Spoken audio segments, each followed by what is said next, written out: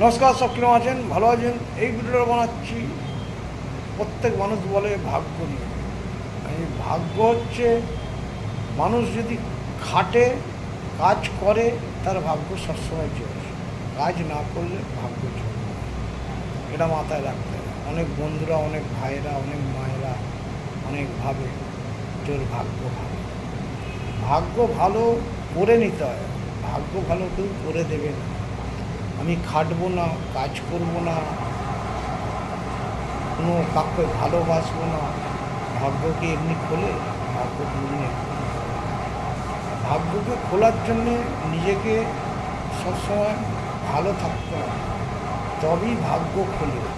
অনেক বন্ধুরা, অনেক ভাইয়েরা, অনেক মায়েরা ভাবে ওর ভাগ্য ভালো, আমার ভাগ্যটা এরকম কেন?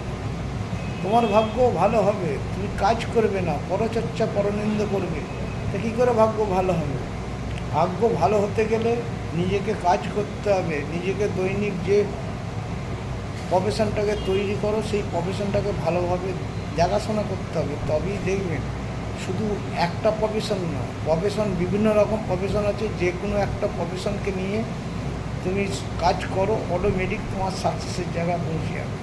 সাকসেসকে তৈরি করতে গেলে অনেক বন্ধুরা, অনেক মায়েরা, অনেক ভাইয়েরা ভাবে যে ওর ভাগ্য খুলে আছে। আরে ভাগ্য তখনই খোলে যখন তুমি সেই ভাগ্যটাকে নিজেকে নিজে লড়াই করতে পারবে।